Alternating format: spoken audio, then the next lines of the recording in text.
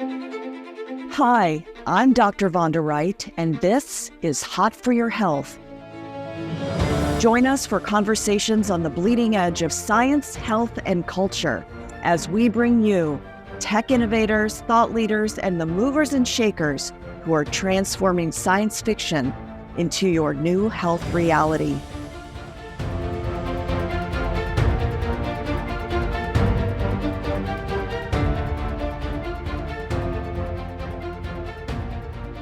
Hi, everybody. It's Dr. Vonda Wright. Welcome back to another episode of Hot for Your Health. I don't often talk about sex and intimacy, although it's really important in our lives, but we're going to talk about it today with Dr. Emily Jamea. She is a PhD-prepared clinical psychologist, sexologist, therapist, and keenly interested in the sexual health and wellness of women navigating midlife and particularly menopause. She has a brand new book coming out, which we're going to talk about, called Anatomy of Desire. So I am thrilled to have you today. Thank you for joining us from Houston, where you have your practice.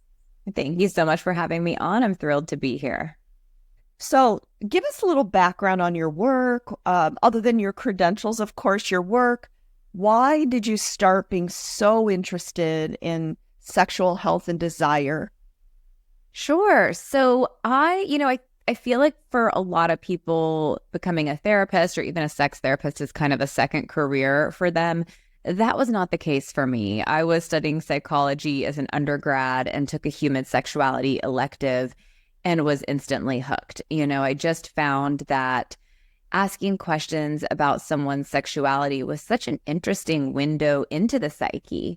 And, it's such an important component of relationships, but still one that I think is shrouded in a lot of taboo and shame. And, I really just wanted to help people kind of surrender to the sensual and emotional pleasures of sex, because I see it as such an opportunity for connection, and it is important for our overall health and well-being. So I focused my studies in sexuality from the get-go.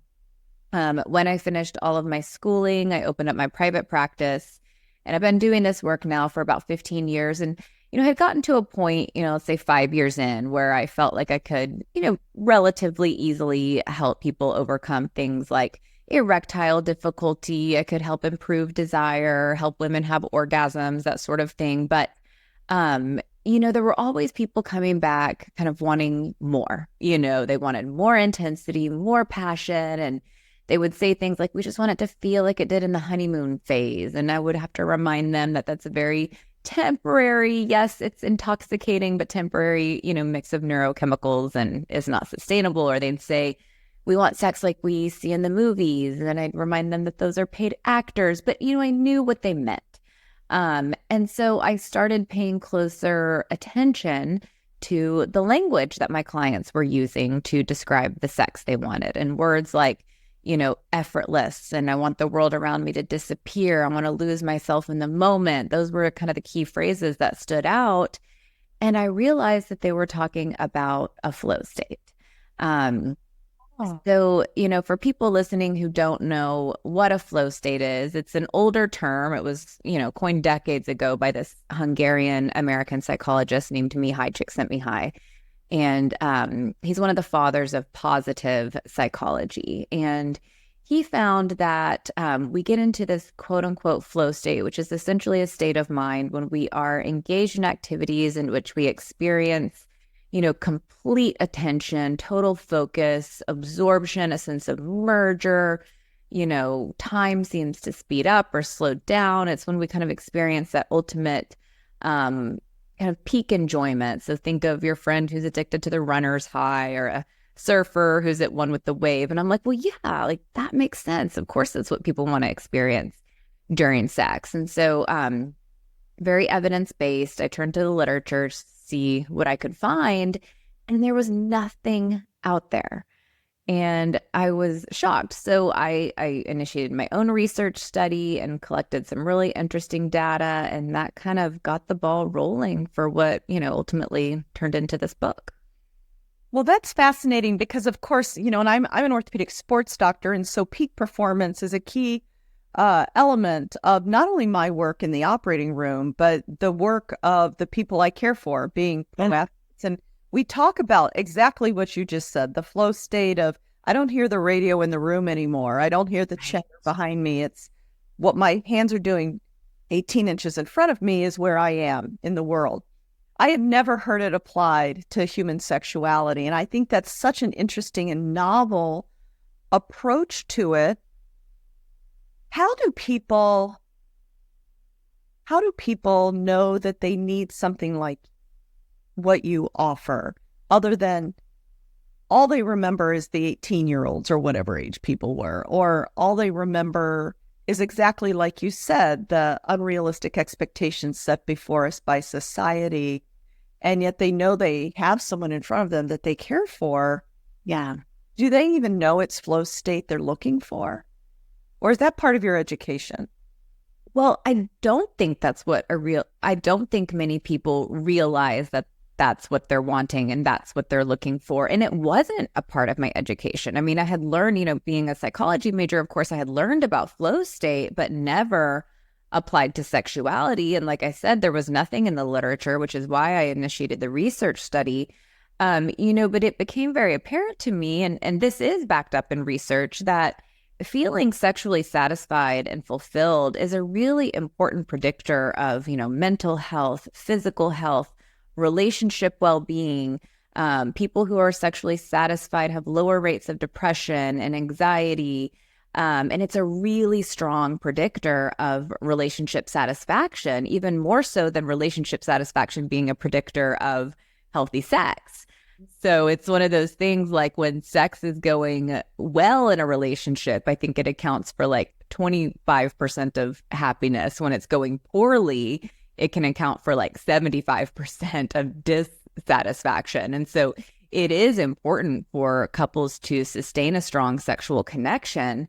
And I think that anyone with a beating heart can kind of go through the honeymoon stage, but I was very interested specifically in people who had figured out how to sustain it for the long haul. Like, what were they doing differently? And how could I teach my clients to do the same?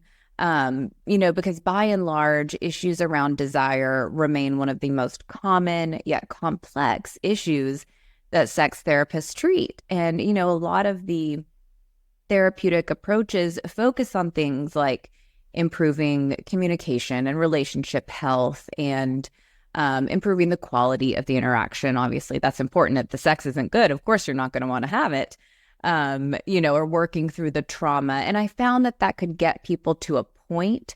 But for people who really wanted to kind of take it up a notch, there just wasn't a whole lot of information out there about how to help them do that.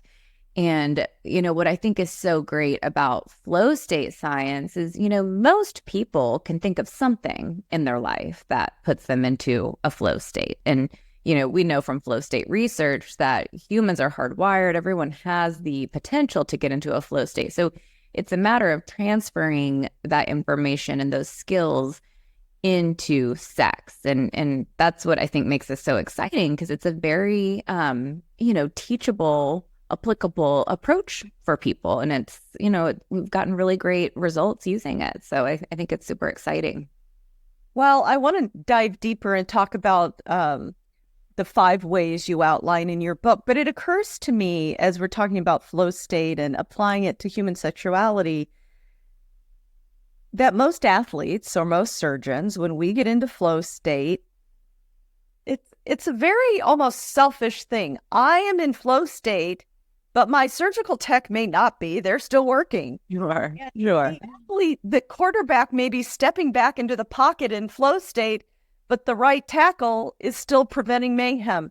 So within a 2-person activity, let's talk about 2-person human sexuality. How do we communicate enough that one person is not ending up in flow state and the other person is just working? Well, actually, when you look at the science on group flow, you can find that, of course, there are going to be instances where maybe one person is really into it and the other isn't. But when you look at the science on group flow, you do find that entire teams can be into a flow state. I mean, think of, a sports team out there on the field, or a pair of tennis doubles, if we want to really narrow it down to two people. Like, they don't have time to stop and talk through every single move or every single play. If they did, obviously they wouldn't win. So they have to get to a point where it's almost like their bodies are moving without much thought. There's that sense of it's almost happening automatically or effortlessly. There's a sense of control in the experience. And, coming back to this analogy of a set of tennis doubles, maybe one person shifts their body in a certain way, and that's signaling to the other what they're meant to do. And so there's this huge component of nonverbal communication that we see in sports. We see it in musicians as well. I mean, think of a musical group who, kind of goes off and starts kind of getting into a jam session where they're playing music that isn't planned, but somehow it ends up really harmonious. So we do see this in a set of pairs. We see it even in like a large auditorium. If everyone is kind of moving in sync and they've got, what used to be the lighter, now the flashlight on the phone, up in there moving. Yeah. You remember those days? I don't know how old you are, but I remember the lighter. Yeah. Kind of moving as one unit. So we know we have the capacity to get into group flow. I think what it takes is intention, and everyone has to share the same goals. That's really the key. So there's 8 components to flow. One of them is clear goals with immediate feedback as to whether or not you're reaching those goals. So, as a surgeon, obviously what your goal is, and very clearly in the moment whether or not, the slice of your knife is working toward or against your goal, hopefully. And the same applies to sex. So, both people, I think, have to be committed to, to the goal of getting into a flow state. If one is, completely uninterested, then of course it's going to be challenging. So how in a busy day-to-day world, maybe you're raising people, you're working like crazy, maybe people are starting to lose their hormones, both men and women do that. How do you initiate, this is probably part of your method, the communication it takes to know that we need to work on this really critical part? And then how does it go from there? Yeah, well, I mean, I can tell you, I practice what I preach. For anyone listening, I'm a busy mom. I've got a 4 and a 6-year-old. Both my husband and I work. And so it does take really, the first thing is, I think, setting aside the time. Anything we do that has the potential to put us into a flow state usually involves an element of planning. I think sometimes it can happen spontaneously, but, an artist, for example, they've got to set aside time to paint, and there is a mixing of the oils and a preparation of the canvas. And, a surfer has to paddle out and kind of wait for the right wave and maybe get up extra early to catch a good swell. So the same does apply to sex. And I think this is where a lot of couples struggle, is they buy into the idea that sex is only good if it's quote unquote spontaneous. And we've just got to move away from that. When, first of all, you could talk to any sex therapist and they will all tell you planned sex is usually better.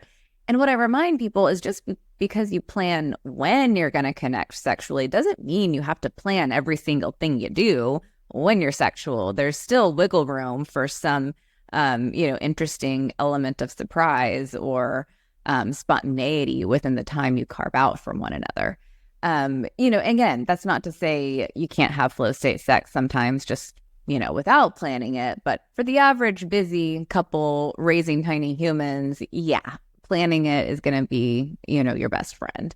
And I always remind people too, like, when you were dating, you were planning it. You just didn't call it that. But everybody knew what was going to happen at the end of the date. And there was a lot of positive anticipation, and you shaved all the things, and you got ready, and you were excited, and you spent the quality time together. And yeah, maybe you didn't say you were planning it. It felt spontaneous, but it was most definitely not.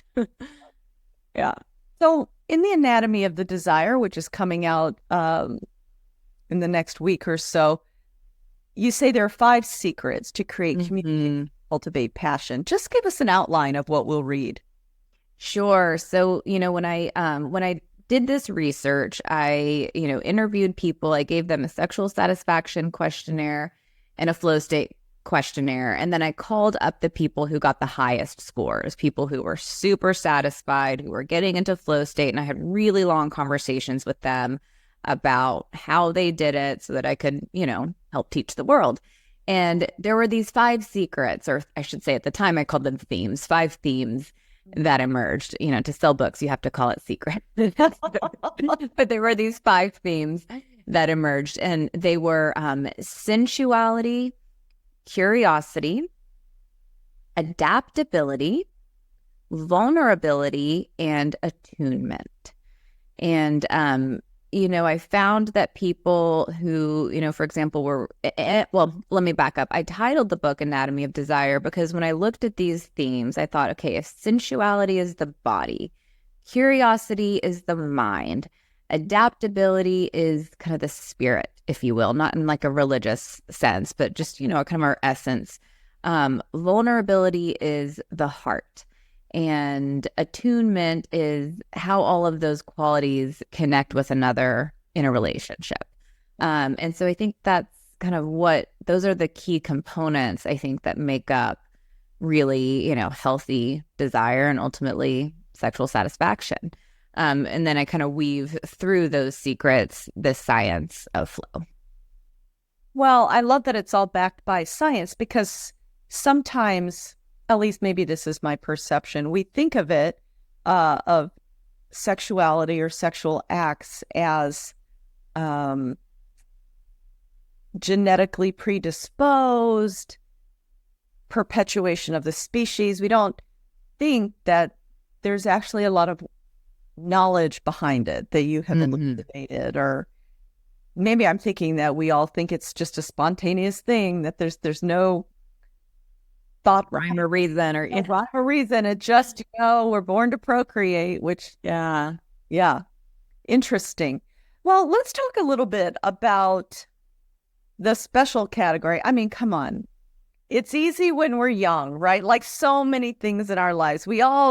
I always turn over my left shoulder. We all worship I don't actually, but the glory days when, versus I'm a firm component that midlife, the middle third, if you will, the midlife can be the best days of our lives. But there are special just things to work through when your estrogen has walked out the door and never says goodbye, or both men and women start to have alterations in their testosterone, which is critical in this whole process. So talk about some of the special considerations in your work, what it means to be married for, at this point, 30 years to this guy who's no longer a specimen, or be a woman who doesn't feel like that inside anymore. Sure. Let's just talk about this stuff. I have so much to say about that. So, first of all, among my research participants, not one of them, and I talked to people who'd been in relationships everywhere from like 5 years up to 45 plus years, okay? Not one said the best sex, because I wanted to know who was having the best sex, not just like good enough sex, but like the best sex. Not one of them cited honeymoon stage as being the best sex, okay? The best sex for people. The myth is over, people. The myth, we've busted the myth. Finally. Yes. Because remember, that's such a kind of neurochemically and hormonally driven type of sex. And while it can feel really exciting and great, and there's the novelty of a new person and getting to know each other's bodies, it was when intimacy had set in, when people had gone through life together and shared experiences and even gone through ups and downs in their relationship, that they felt closer to each other as a couple and as a unit.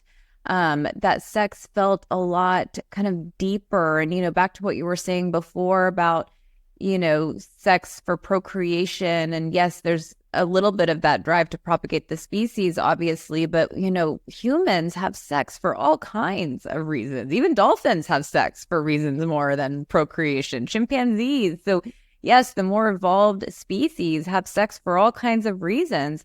Pleasure is one of them, but there are a lot of emotional reasons, and people can use sex as an opportunity for self-expression. There's just a lot there. And interestingly, when you talk to individuals in midlife and beyond, they tend to be a lot more sexually assertive. They care less what others think about them. They tend to be more comfortable in their own skin. And so they are less likely rather to feel distracted by the kinds of things that hold people back. I think in younger years, they have less performative sex. And so I think that's a real key component. One of the people who kind of opened the door, I think, to studying optimal sex is a sex researcher named Peggy Kleinplatz. And in her first research study, she didn't even bother talking to people who were under the age of 65. Wow. Yeah. So this idea that great sex is meant for the young and able-bodied is something we have to move away from, because it's simply not true. And while, yes, there are a lot of hormonal changes that happen in midlife, when you look at the recent, and listen, I am a huge proponent of hormone replacement therapy, and we know there's obviously tons of health benefits to it. There's also a huge placebo effect when it comes to the impact of hormone replacement on sexuality. So you kind of have to wonder about that. And I can say, just anecdotally, I have worked with plenty of women who have gone through, let's say, divorces in midlife and are out there dating again, who are very excited to jump back into bed with new people and who feel very in touch with their desire. And so I don't think it's, we want to kind of blame everything on our hormones. And while it's a piece of the puzzle, it's not as large of a component as, we'd like to give it credit for. I think a lot of people. I'm yeah. Interrupt you, but don't lose your. Go ahead. I have often wondered, because, there's so many people in midlife that after 30 years of marriage, they're going to split up and move on.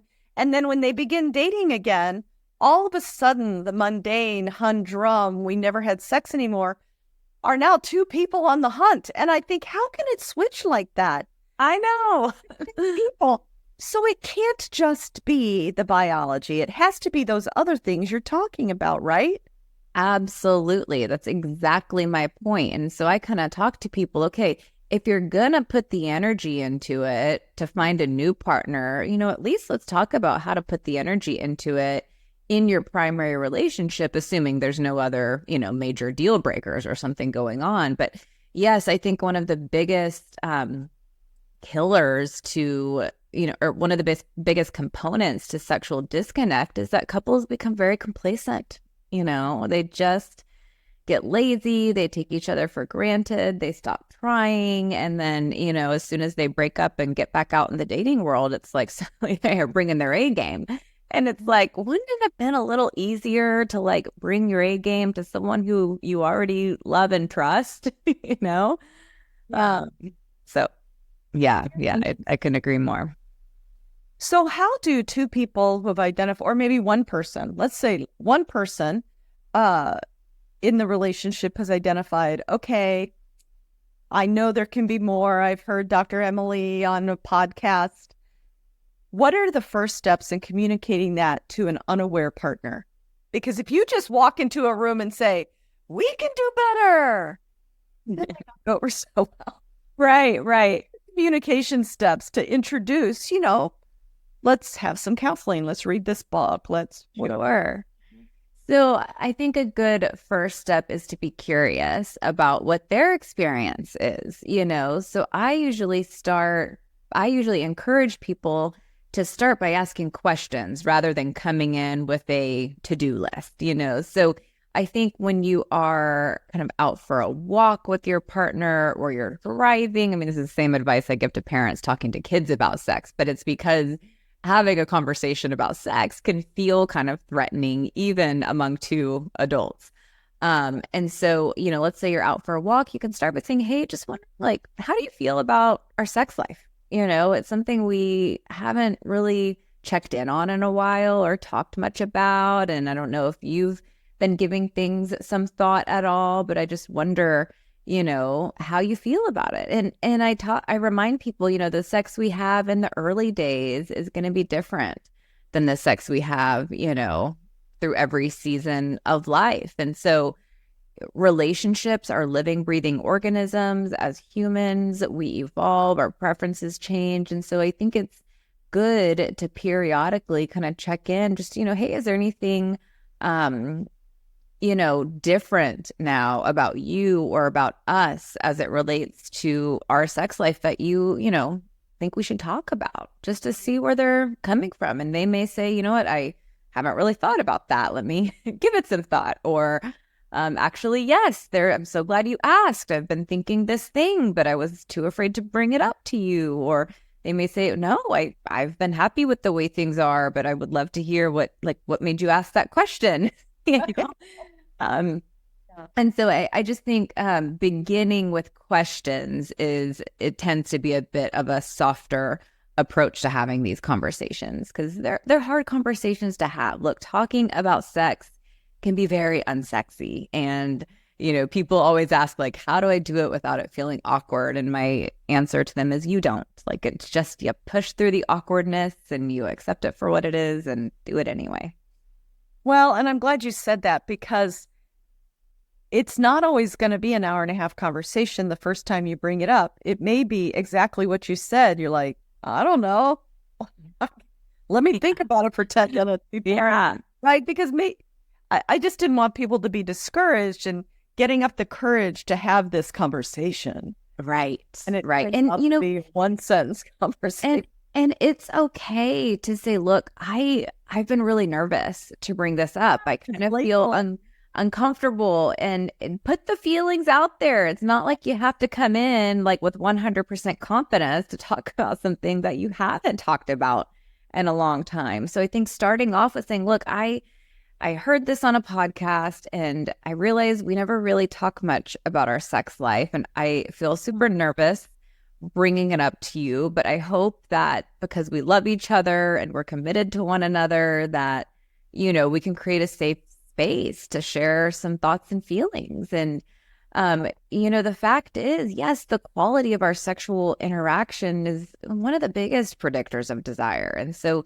it is a really great opportunity to say, hey, like, let's say for people in midlife, there are some changes happening with my body. And I think I might need a little bit of more foreplay than I used to. And here's what I think could help. Or, I didn't used to really need much lube, but I think I might need that now. And, let me show you how to apply it in a way that, doesn't interrupt the process too much. So there's a lot I think that we can do to kind of adapt to the changes that invariably occur. That's what the entire adaptability chapter in the book is about, Very good. And then what if someone brings it up and the conversation starts?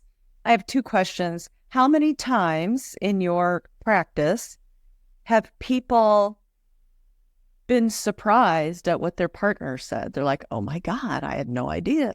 Or they're just nowhere close to, one person thinks something is just never going to fly. The other one's like, but that's what I really want. Have you been surprised? Have they been surprised with each other? And then how do you work through a mismatch? Yeah, sure. So yes, I mean, surprise happens all the time. I think I knew you. Yeah. I mean, exactly. Like you think what? Like you have fantasies about what? But yes, that happens all the time. And I think it's because there is still so much taboo and shame around sexuality. I mean, the US, was kind of founded on these very puritanical values around sex, and we still feel the effects of that today.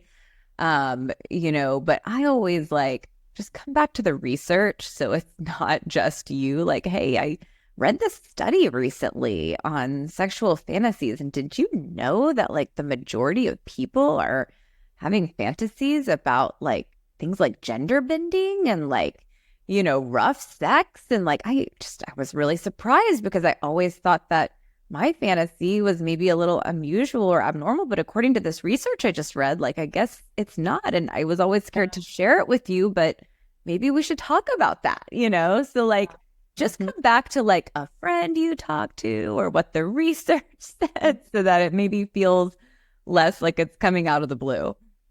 Well, and I love that approach. The reason perhaps to cite outside sources, or I heard Dr. Emily on this podcast, which, by the way, everybody, if you're wanting to know how to bring it up, go back and memorize that whole introduction you gave to just told us how to speak to our people. Right. And going back there, I just lost my train of thought. But the getting back to working on the same page, let's talk about I want to really help people reconcile okay, now you're fantasizing about this. The research says that's totally normal. How can we make it better? And what if there's such a distinct mismatch? How do you towards common ground without one person totally feeling yucky and the other person Yeah. So that's what the curiosity chapter is all about. I mean, I'm telling you, there is something ability, curiosity for everyone. Yes. Yeah. I mean, I hate to keep coming back to it, but I've been doing this a long time. So I'm like, yes, if this is what you're struggling, this is the section you need to read.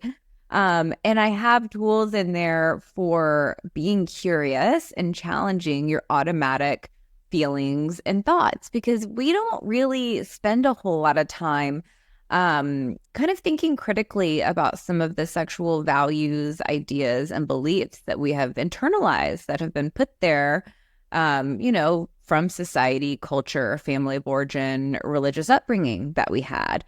But the fact is, I mean, even if it's something kind of wild, crazy, I mean, you look back at the walls of Pompeii or, the paintings on Greek vases, like kinky sex is nothing new. I mean, humans have been kind of playing around with this stuff for a long time. And of course, there's a huge spectrum of variety.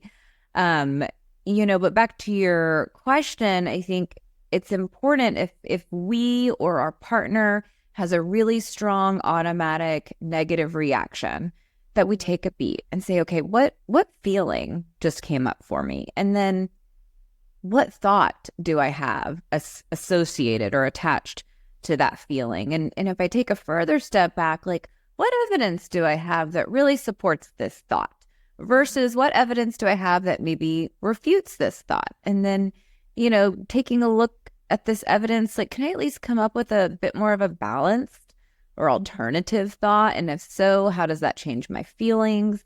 And when it comes to trying different things sexually, it's like, you would never say you don't like a cuisine without giving it a sample, or a kind of music without giving it a listen. I always say when it comes to sex and trying new things, like, give it a couple of goes before you make up your mind about whether or not it's something that's going to fit into your sexual repertoire. But for some reason, a lot of people have this very strong automatic, I would never do that type of reaction. But, we know the more narrow our script is about the kinds of things we, include in our sexual repertoire, typically the less satisfied we are. And, that's what will ultimately set a couple up to experience kind of that sense of boredom and monotony. So we bring to the table or the bed our past, not only our personal past, but the homes we were raised in, the societal norms that you just mentioned. Do you see any shifting? Let's ask this two ways. In society in general, do you see a societal shift in the way women's sexuality is viewed versus men, i.e. in my generation, if women were too in tune with their sexuality, then they were a bad word that I choose not to say. Yeah. Man, he's just out there sowing his wild oats, right? I know. Is that changing? And then as women age, does that change her own perception of her pleasure? It's a really great question. So yes, I think there's kind of a split that we see around like people who are millennials and older versus people who are millennials and younger.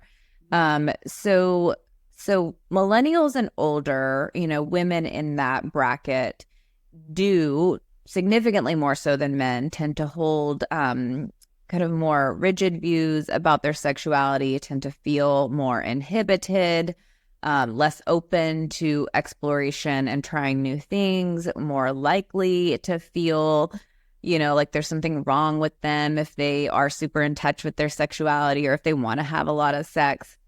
What's interesting, and I think whenever there's a big societal shift, the pendulum kind of swings a bit far in the other direction before balancing out.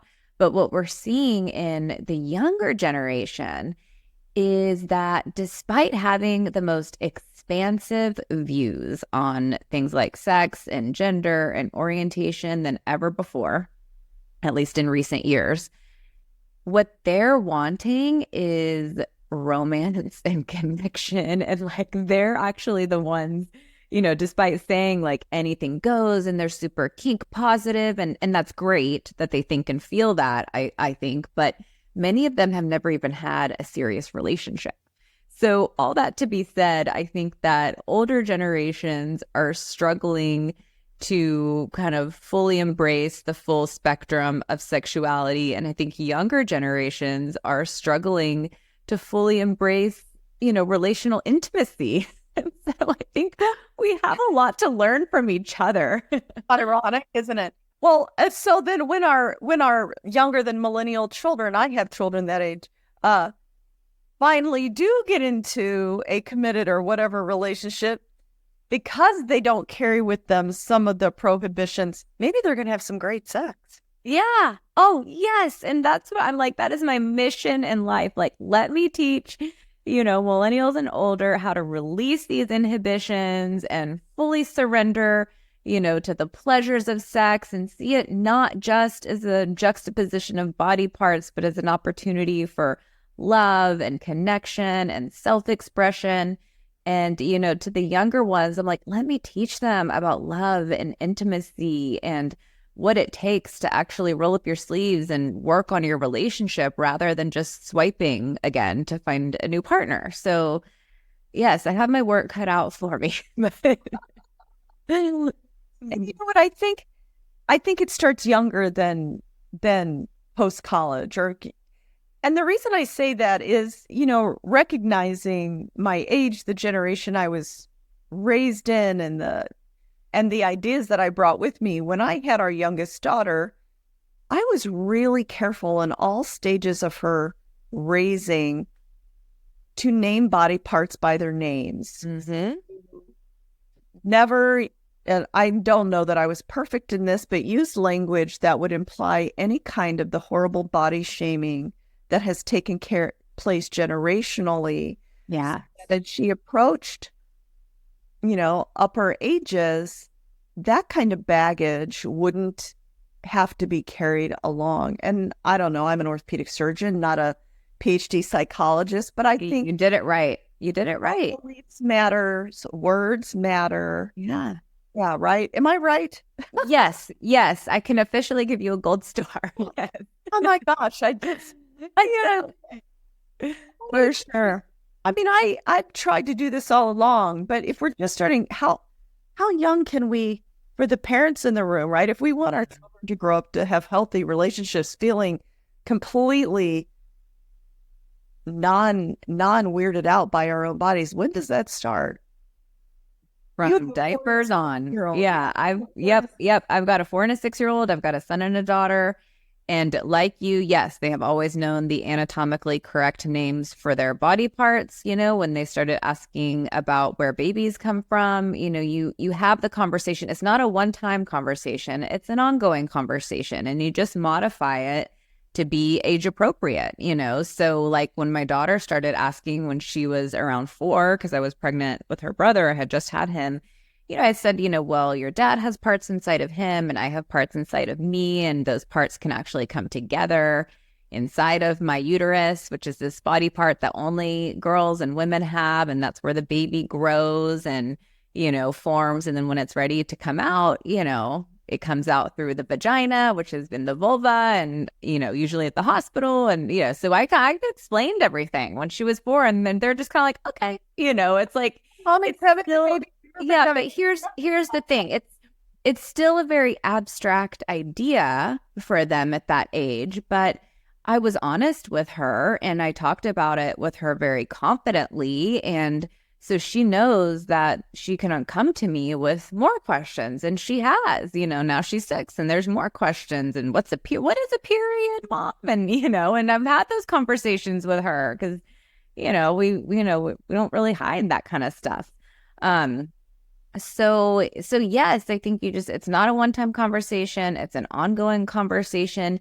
Kids can handle it. We know from the research that, like in Scandinavia where they have ongoing sex ed and the boys and girls are not separated to have the conversation, they have significantly lower rates of unintended pregnancy, STIs, things like that. So, and if your child comes to you with a question, again, it's okay to say, oh my gosh, like, I would love to talk to you about that. You kind of took me off guard though. Let me just think about the best way to answer that. And then let's come back to it tomorrow. It's okay to say that. I think kids get it. So yeah, for sure. Oh, good. Great advice. Well, as we're coming, rounding the corner, I want to return to the anatomy of desire, the 5 secrets to creating communication and cultivating passion. You've outlined connection. Yep. Connection. Yep. Mm-hmm. I can't even read my own writing. No worries. It's doctor's writing. Well, I want to circle back to midlife people because by and large, that's who's going to be listening. What are the couple most common barriers? Mm-hmm. And the 1 or 2 things, again, you've said it, but reiterate in closing, the barriers to best passion, best desire in midlife. And just reiterate the 5 steps, because I can't think of one of these over the other that would be most important. Sure. So, I'm glad you bring up the barriers. So the way the book is outlined is, I talk about what each secret or component means. Then I talk about what the barrier is for that component. There you go. Yeah. And then I talk about how to reconnect with it within yourself, your relationship, and then your sex life. So that's the outline of each chapter. And there are lots of barriers. Obviously, I wrote about tons of stuff throughout the book. I think every couple has to kind of do a mini relationship a kind of assessment to see what it is that they're needing. Like if you feel like you and your partner are so busy, you are living like 2 ships passing in the night and just feeling kind of like it's hard to quiet the mind enough to get in touch with the body, like that's what the sensuality chapter is all about. If you feel like things have just gotten monotonous and you're doing the same thing every time and you need to shake things up, well, check out the curiosity chapter. Right. If you feel like there is longstanding resentment or kind of a hurdle or a barrier in life that is preventing connection, like, especially in midlife, like there's a lot of changes that happen with the body. Erections become less reliable. And, yes, low estrogen can cause things like vaginal dryness. Like that's what the adaptability chapter is about. If you feel like there's kind of emotional disconnection and you're struggling with intimacy, and a lot of people use intimacy as a euphemism for sex, but I'm talking about emotional intimacy. That's what the vulnerability chapter is all about. And then attunement is where everything comes together that, kind of creates that level of synchrony. I use the analogy of like a pair of ballroom dancers who've been dancing together forever and how they appear to move as one unit, like, tying everything together in a way that's going to give you that kind of like effortless, sense of surrender, world disappears, like it all comes together in the attunement chapter. So it really depends, I think, on what each couple needs, because there can be, 5 different couples who read the book and they're coming from 10 different places. So You know what I just thought of? I thought for anyone listening who for this has sparked an interest, number one, go back to the middle of the podcast and memorize the way Dr. Emily has said to approach your spouse, because it contained all the things. And then number two, what better way to start these conversations than to make this book your bedtime reading and just be reading it? Yeah. Spouse or partner. Right. What you're reading, Nate? Well, Yeah, exactly. yeah, there you go. Yep. You said it. I think it's perfect. Dr. Emily, thank you for joining us today on Hot for Your Health. This is certainly an apropos talk for this podcast. Great luck on the launch of this book, and thank you. Thank you. It's been my pleasure. All right, farewell. I'm Dr. Vonda Wright. See you next week.